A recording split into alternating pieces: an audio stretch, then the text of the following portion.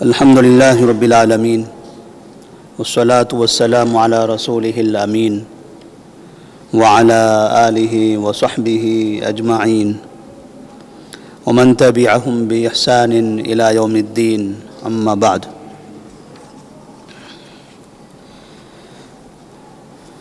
نبی کریم صلی اللہ علیہ وسلم کی سیرت کے اس سلسلے دروس میں آج کے درس کا عنوان ہوگا دوسری جنگ بدر۔ آپ صلی اللہ علیہ وسلم نے جس وقت قبیلے بنو نذیر یہودیوں کا ایک مشہور قبیلہ جو مدینہ سے قباء کے علاقے میں بسا ہوا تھا، جب اس نے نبی کریم صلی اللہ علیہ وسلم کو دھوکے سے قتل کرنے کی کوشش کی تو آپ صلی اللہ علیہ وسلم نے صحابہ رضی اللہ تعالیٰ عنہم کو لے کر اس کا محاصرہ کر لیا، اور 15 دن کے محاصرے کے بعد یہ طے پایا کہ ان کو یہاں سے جلا وطن کر دیا جائے۔ لہذا مدینہ سے یہودیوں کا دوسرا قبیلہ بھی خالی ہو گیا۔ مدینہ میں مستقل یہودیوں کے 3 قبیلے ہوا کرتے تھے۔ ایک بنو قینقاع جو مدینہ شہر کے اندر تھے، دوسرا بنو نذیر جنہوں نے نبی کو دھوکے سے قتل کرنا چاہا، اور آپ صلی اللہ علیہ وسلم نے اسے سن 4 ہجری کے بعد، جنگ احد کے بعد سن 4 ہجری میں شہر کے قریب میں جہاں رہتا تھا قباء کی وادی میں، وہاں سے نکال دیا۔ ایک تیسرا قبیلہ ابھی بھی موجود تھا جس کو قبیلے بنو قریظہ کہا جاتا ہے۔ تینوں قبائل کا ہمیشہ سے یہ رویہ رہا کہ انہوں نے ابتداءً تو نبی صلی اللہ علیہ وسلم سے امن کا معاہدہ کر لیا، لیکن ہمیشہ اندرونی طور پر یہ مکے والوں کا ساتھ دیتے رہے، دھوکہ دیتے رہے، اور جب انہیں موقع ملتا مسلمانوں کو نقصان پہنچاتے رہے۔ ان کے پاس ہتھیار ہوتے تھے، یہ ہتھیاروں کا کاروبار کرتے تھے، ہتھیار بنانے والے ان کے پاس ماہرین تھے، اور دوسری چیز یہ ان کے پاس تجارتی منڈی تھی۔ یہ 2 چیزوں کی وجہ سے ان کے پاس ایک بڑی قوت تھی، لیکن اس قوت کے باوجود ہتھیار اور پیسہ، ان دونوں چیزوں کے باوجود نبی کی سیرت میں آپ دیکھیں گے کبھی بھی بنو قینقاع ہو، بنو نذیر ہو، بنو قریظہ ہو، یہ 3 قبیلے، انہوں نے کبھی نبی صلی اللہ علیہ وسلم سے مباشرتاً کوئی جنگ نہیں لڑی، کبھی انہوں نے کوئی جنگ نہیں لڑی۔ جب بھی جنگ ہوئی یا تو بدوؤں سے ہوئی یا مشرکین مکہ سے ہوئی، لیکن یہودیوں نے کبھی نبی سے آمنا سامنا نہیں کیا۔ اور جس وقت بھی انہوں نے للکارا مسلمانوں کو آمنا سامنا کرنے کے لیے، جنگ کے لیے، تو اس وقت وہ خود بخود جنگ سے پہلے ہی ہمت ہار گئے۔ اس لیے بنو قینقاع کے ساتھ جب ایسا معاملہ پیش آیا تو بنو قینقاع قلعے میں بند ہو گئے، اپنے آپ کو انہوں نے قلعے میں بند کر دیا۔ 15 دن تک نبی نے ان کے قلعے کا محاصرہ کر رکھا، اور 15 دن کے بعد جب وہ مجبور ہو گئے، کمزور ہو گئے، معافی مانگنے لگے، تب ان کو چھوڑ دیا گیا۔ بنو نذیر کے ساتھ بھی ایسا ہی ہوا۔ جب منافقین مدینہ نے ان سے کہا کہ لڑنے کے لیے تیار ہو جاؤ، ہم آپ کا ساتھ دیتے ہیں، تو لڑنے کے لیے تیار تو ہو گئے، لیکن جب مسلمان مدینہ سے لڑائی کے لیے، جنگ کے لیے بنو نذیر کی طرف نکلے، وہ قلعے میں گھس گئے، انہوں نے اپنے آپ کو قلعے میں بند کر لیا۔ ان کا بھی 15 دن تک محاصرہ ہوا۔ 15 دن تک قلعے کے اندر بند رہتے رہتے کھانا پانی جب ختم ہونے لگا تب انہوں نے معافی مانگی، اور انہیں بھی یہاں سے نکل جانے کا حکم دے دیا گیا۔ تیسرا قبیلہ جس کا تذکرہ چند دنوں کے بعد آئے گا، ان کا بھی ایسے ہی حال ہوا۔ انہوں نے بھی ابتداء لڑائی کے لیے دعوت دی، جب لڑائی کے لیے مسلمان نکلے تو وہ بھی قلعے کے اندر بند ہو گئے، ان کا بھی تقریباً 15 دن تک محاصرہ ہوا، اور 15 دن کے بعد باقاعدہ انہیں نکال کر مارا گیا، انہیں قتل کر دیا گیا۔ اس طرح سے یہودیوں کی تاریخ میں ہم نے یہ دیکھا، مدینہ منورہ کے اندر کبھی بھی یہودیوں نے جنگ کے میدان میں مسلمانوں سے آمنا سامنا نہیں کیا۔ جتنی لڑائیاں ہوئی، جتنی جنگیں ہوئی، سب کفار سے ہوئی۔ اور یہ چیز ہمیں آج بھی دکھائی دیتی ہے کہ کبھی مسلمانوں سے مقابلہ ہوتا ہے تو یہودی سامنے نہیں ہوتے ہیں، وہ پیچھے ہوتے ہیں، اور دنیا کی جو کچھ طاقتیں ہیں وہ سامنے ہوتی ہیں۔ لڑائیاں ان سے ہوتی ہیں، مسلمانوں کی جنگیں ان سے ہوتی ہیں، اور جہاں بھی ملک تباہ ہو رہے ہیں یا میزائل داغے جاتے ہیں دوسرے ملکوں کی طرف سے، لیکن جو یہودی ہیں بلا واسطہ وہ کبھی مسلمانوں سے نہیں لڑا کرتے۔ اور جب ایک بڑی جنگ ہوئی تھی عربوں سے تو اس میں بھی یہودیوں سے زیادہ دوسرے ممالک تھے۔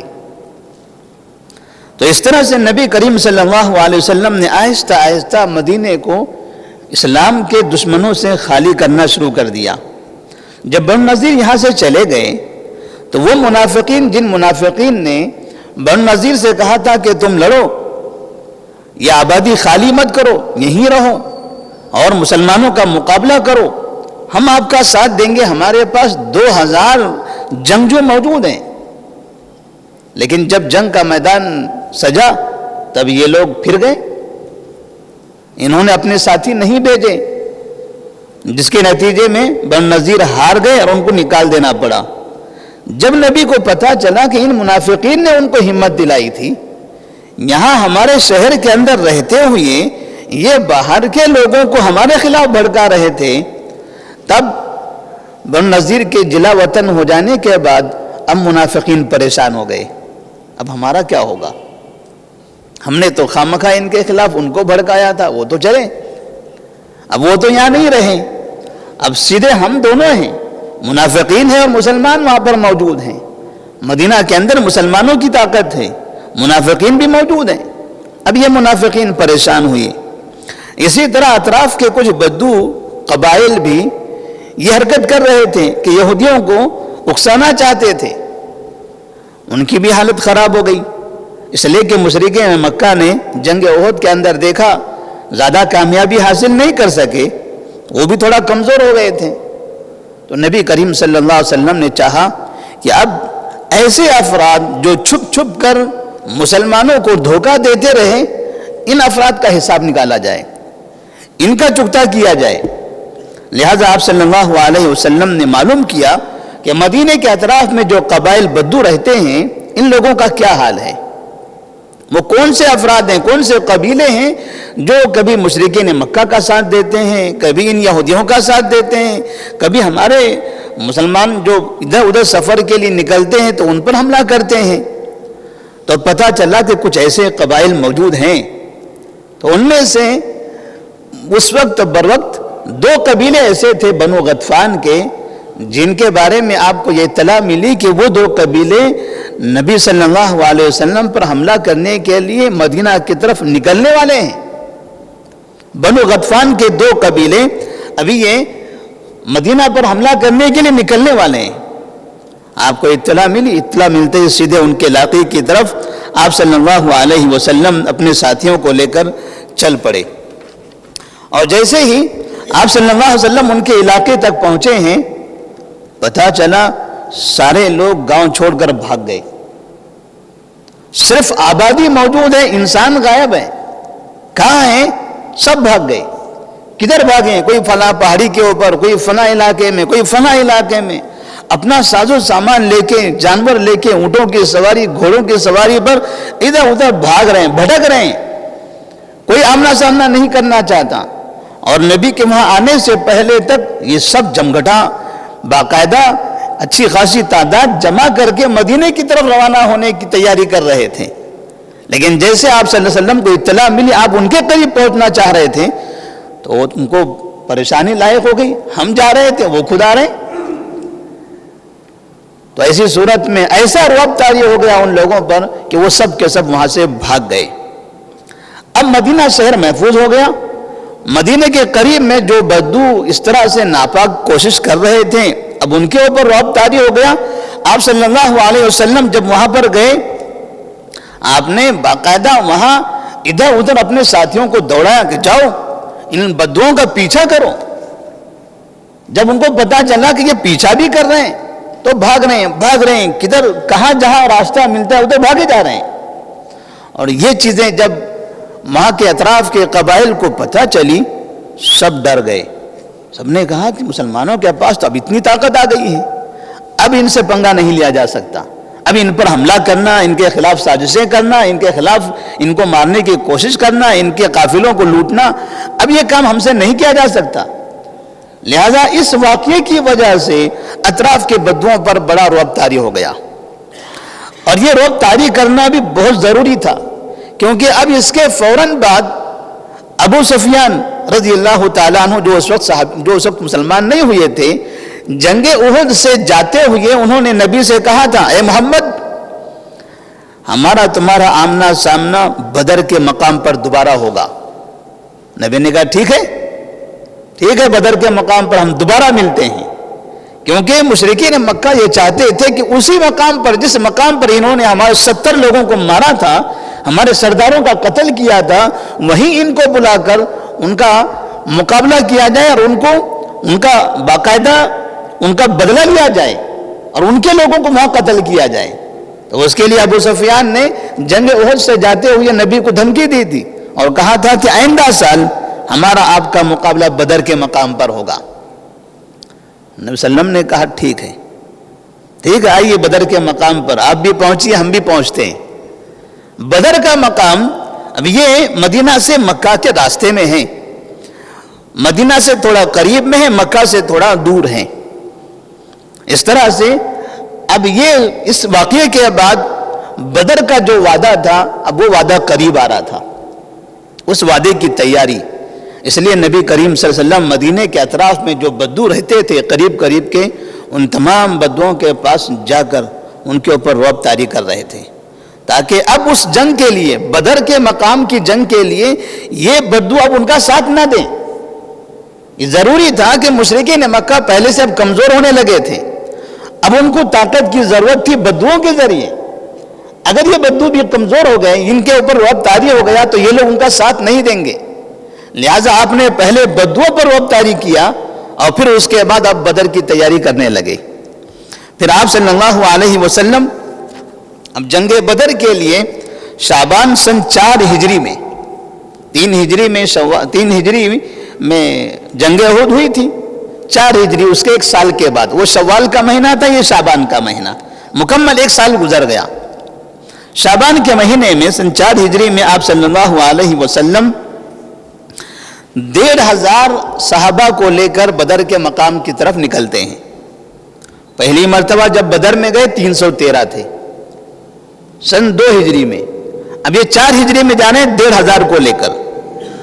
یہ تعداد کا بڑھنا یہ حقیقت میں اس بات کی علامت ہے کہ یہ صرف فوجیوں کی تعداد نہیں بڑھ رہی ہے، یہ مسلمانوں کی تعداد بڑھ رہی ہے، اسلام قبول کرنے والوں کی تعداد بڑھتی چلی جا رہی ہے۔ 313 کا مطلب یہ تھا کہ مسلمان مدینہ کے اندر اتنی قلیل تعداد میں تھے کہ جس کی وجہ سے فوجی بھی کم رہے۔ اب جب 1500 کی تعداد میں جا رہے ہیں، اس کا مطلب یہ نہیں کہ سب برا صفایا کر کے جا رہے ہیں کہ مدینہ میں کوئی نہیں ہے، سب کے سب بدر کے مقام پر چلے گئے، اس لیے کہ مدینہ شہر کی بھی حفاظت کرنی ہے، یہاں عورتیں ہیں، یہاں بچے ہیں، یہاں ان کا گاؤں ہے، پوری آبادی ہے، پورے شہر کو خالی کر کے نہیں جایا جا سکتا۔ لہٰذا آپ صلی اللہ علیہ وسلم اب جو تعداد لے کر جا رہے تھے، اس سے سمجھ میں آ رہا تھا کہ جنگیں تو ہو رہی تھی لیکن ساتھ ساتھ اس میں لوگ اسلام میں بھی داخل ہوتے جا رہے تھے، مسلمان ہونے کی تعداد بھی بڑھتی چلی جا رہی تھی۔ تو شعبان سن 4 ہجری میں آپ صلی اللہ علیہ وسلم بدر کے مقام پر پہنچ گئے، اسی جگہ جہاں پر پہلی جنگ بدر ہوئی تھی۔ آپ نے انتظار کیا، مکے والے ادھر سے آنا ہے ان کو، اور جس نے دھمکی دیا تھا وہ ابو سفیان تھے۔ ابو سفیان اپنے ساتھیوں کو لے کر مکہ سے نکلے، اور اب اس وقت جب ان کی تعداد تھی وہ تھی 2000۔ 313 کے مقابلے میں وہاں 1000 تھے، اب یہاں 1500 کے مقابلے میں صرف 2000، 1,500 کے مقابلے میں صرف 2,000 کا آنا اس بات کی علامت تھی کہ مشرکین مکہ اب کمزور ہو رہے ہیں. ان کی تعداد کی قلت کا مطلب یہ ہو رہا تھا کہ اب وہ ڈر اور خوف کے ماحول میں ہیں. اب لوگ جنگ نہیں کرنا چاہتے ہیں. ابتداءً بڑی بہادری دکھائی, بڑا جوش دکھایا انہوں نے, لیکن ہر مرتبہ انہیں ناکامی کا سامنا کرنا پڑا. 2,000 کی تعداد لے کر نکلے, لیکن وہ بدر کے مقام تک نہیں آئے. مکہ سے نکلتے ہیں, مر الزہران نامی ایک جگہ ہے جو تقریباً مکہ سے 50 کلومیٹر کے قریب ہے. بدر سے بہت دور, مکہ سے بہت قریب, اس جگہ انہوں نے قیام کیا اور وہاں پر اپنے ساتھیوں سے ابو سفیان نے کہا, یا معاشر قریش انه لا يصلحكم الا عام خصب ترعون فيه الشجر وتشربون فيه اللبن وان عامكم هذا عام جدب واني راجع فارجعوا. اے قریشیو, موسم اچھا نہیں ہے. جنگ کے لیے سرسبزی کا موسم چاہیے, ہریالی ہو, جگہ جگہ پانی ہو. ہمارے جو جانور ہیں جن پر ہم سواری کر کے آتے ہیں, جو جنگ کے لیے استعمال ہوتے ہیں, ان کا چارہ ہو, ان کے پینے کا انتظام ہو. یہ ساری چیزیں ہوگی تو جنگ کرنے میں مزہ آئے گا. ابھی حالات ایسے نہیں ہیں. یہ خشک سالی کا موسم ہے اور مجھے لگتا ہے جنگ نہیں ہونی چاہیے. انی راجعون, میں تو واپس جا رہا ہوں. فرجعوا, میری خواہش ہے کہ تم بھی واپس چلو. ابو سفیان نے 2,000 کا لشکر وہاں لا کر مر الزہران کے قریب میں اپنے ساتھیوں سے یہ کہا کہ میں واپس جانا چاہتا ہوں, تم بھی واپس چلو. لوگوں سے مشورہ لیا, کیا کہنا چاہ رہے ہیں آپ لوگ؟ سب نے کہا ٹھیک ہے چلو واپس. اس کا مطلب یہ ہوا کہ نہ سردار میں ہمت رہی اور نہ اس کی فوج میں ہمت رہی. کم سے کم اگر سردار کمزور پڑ رہا ہے تو فوجی تو کہنا چاہیے تھا, نہیں ہم تیار ہیں اس کے لیے, ہم تیار ہیں, آپ چلیے, آپ صرف سرپرستی کیجئے ہماری, آپ کو آگے آنے کی ضرورت نہیں ہے, آپ ہمارا ساتھ دیجئے, ہم لڑیں گے. لیکن ساری فوج نے کہا نہیں ہم چلتے ہیں, چلیے واپس چلتے ہیں. بدر کے مقام تو بہت دور ہے. ادھر مر الزہران سے یہ سب کے سب واپس چل پڑے. نبی صلی اللہ علیہ وسلم بدر کے مقام پر تقریباً 8 دن تک رہے. انتظار کر رہے ہیں, آج آئیں گے, کل پہنچیں گے, پرسوں پہنچیں گے, کوئی پہنچنے والا نہیں ہے. پتہ چلا یہ سب کے سب واپس چل دیے. پھر بھی آپ صلی اللہ علیہ وسلم نے 8 دن وہاں پر قیام کیا. اس جگہ پر قیام کا مقصد یہ تھا, یہ بتانا کہ جب مقابلہ ہوتا ہے اور میدان میں اگر مقابلہ کرنے والا کھڑا رہے اور کہے کہ ٹھیک ہے آئے, میں یہیں پر ہوں, جس کو آنا ہے آ جائے, اس کا مطلب یہ ہے کہ اس کے پاس اب طاقت ہے اور باقی اب ڈرے ہوئے ہیں, کوئی نہیں آ رہا ہے, اس کا مطلب سب لوگ ڈر چکے ہیں. تو آپ نے 8 دن وہاں پر قیام کیا اور کوئی شخص بھی وہاں نہیں آ سکا. بلا کسی مقابلے کے دوسری جنگ بدر ختم ہو گئی. مشرکین مکہ واپس چلے گئے. آپ صلی اللہ علیہ وسلم نے 8 دن وہاں پر قیام کیا اور آپ کے ساتھ جو سامان وغیرہ تھا, تجارتی سامان بھی آپ لے کر گئے تھے, اتنا لمبا سفر کرنا ہے تو وہیں پر جگہ جگہ وہ تجارتی سامان بھی اپنا بیچتے رہے, تجارت بھی ہو گئی اور پھر اس طرح سے مکے والوں پر رعب ڈال کر مدینہ منورہ کی طرف واپس پہنچ گئے. اب اس کے بعد یہ تو مدینہ سے مکہ کی سمت کا حال تھا, جو مدینہ سے جس کو ہم جنوب کہہ سکتے ہیں. مدینہ سے شمال کا جو علاقہ تھا ملک شام تک, یہ علاقہ ہمیشہ محفوظ رہا. اس علاقے میں زیادہ جنگ نہیں ہوئی اور کبھی مسلمانوں کو کس سے کوئی تکلیف نہیں رہی. ملک شام میں بڑی حکومت ہوا کرتی تھی, لیکن ملک شام مدینہ سے کافی دور کے فاصلے پر ہے. تو اس مرتبہ میں ملک شام کے قریب دومت الجندل نامی ایک جگہ تھی, جو مدینہ سے تقریباً 850 کلومیٹر, مکہ 450 کلومیٹر ہے, مدینہ سے جنوب میں ساؤتھ میں, ادھر نارتھ میں 850 کلومیٹر. اوپر ملک شام کے قریب میں، دمشق کے قریب میں دومت الجندل نامی ایک جگہ ہے. اس جگہ پر وہاں کے کچھ قبائل کے بارے میں مدینے والوں کو اطلاع ملی کہ اب کی مرتبہ ادھر کے لوگ طاقت آزمانا چاہتے ہیں. ادھر کے لوگوں نے آزمائی کر لی، ناکام ہو گئے، اب یہ اوپر کے لوگ آزمانا چاہتے ہیں. لہذا یہاں پر کچھ لوگوں نے کچھ قبائل کو، ادھر ادھر کے لوگوں کو جمع کر کے مدینے کی طرف اپنی فوج بھیجنا چاہا. آپ کو اطلاع ملی، آپ صلی اللہ علیہ وسلم سیدھے دومت الجندل کی طرف چلے گئے. یہ پہلا سفر تھا نبی کریم صلی اللہ علیہ وسلم کا، جو تقریباً 850 کلومیٹر کا فاصلہ آپ نے طے کیا تھا ملک شام کی طرف. اور آپ صلی اللہ علیہ وسلم جب دومت الجندل میں پہنچے ہیں، وہاں پہنچنے کے بعد پتہ چلا کہ یہاں کے لوگ، جب مدینہ کے مسلمان ملک شام تجارت کرنے کے لیے جاتے تھے، ان کا قافلہ جاتا تھا، تو یہ لوگ باقاعدہ خاص گھات لگا کر مسلمانوں کو پہچان کر ان کو لوٹا کرتے تھے، ان کا مال چھینتے تھے، ان پر حملہ کرتے تھے. جب اس راستے سے مسلمان گزرتے تو پہچانتے یہ کون مسلمان ہے، کون مکے والا ہے، کون مدینے والا ہے. لہذا جو مدینے والے ہوتے تھے ان پر حملہ کرتے تھے، مکے والے ہوتے تو چھوڑ دیتے تھے. مسلمانوں کو پہچان کر مارا کرتے تھے اور ان کا تجارتی قافلہ لوٹ لیا کرتے تھے. آپ صلی اللہ علیہ وسلم نے سوچا کہ یہ تجارتی جو ہمارا راستہ ہے اسے بھی محفوظ ہونا چاہیے. آپ وہاں پہنچے ہیں اپنے ساتھیوں کو لے کر، تقریباً 1000 صحابہ کو لے کر آپ وہاں پہنچے تھے. اور یہ سن 5 ہجری 25 ربیع الاول کا واقعہ ہے، یعنی ہجرت کا 5واں سال شروع ہو گیا تھا، اور 5ویں سال میں ربیع الاول کی 25 تاریخ کو آپ ملک شام تک پہنچ گئے. وہاں جانے کے بعد پتہ چلا کہ وہاں پر کوئی جمگٹا نہیں ہے، کوئی فوج نہیں ہے، کوئی مقابلہ کرنے کے لیے تیار نہیں ہے. جتنے لوگ جمع ہوئے تھے سب کے سب غائب ہو گئے، کوئی آمنا سامنا کرنے کے لیے تیار نہیں. وہ مدینہ پر حملہ کرنا چاہتے تھے، لیکن جب انہی کے شہر میں آپ پہنچے ہیں سب کے سب وہاں سے بھاگ گئے. تو اس طرح ملک شام سے ادھر مکے تک یہ جو راستہ ہے، شام یعنی شمال اور جنوب، یہ پورا راستہ آپ صلی اللہ علیہ وسلم نے صاف کر دیا. یہ اسلامی تاریخ کا ایک ایسا ورق ہے جو یہاں سے اب ایک دوسرا مرحلہ شروع ہونے والا ہے نبی کریم صلی اللہ علیہ وسلم کی زندگی کا. یہاں تک کہ کفار مکہ، یہود، منافقین، بدو، ان سب کی کمر ٹوٹ گئی، سب کمزور ہو گئے.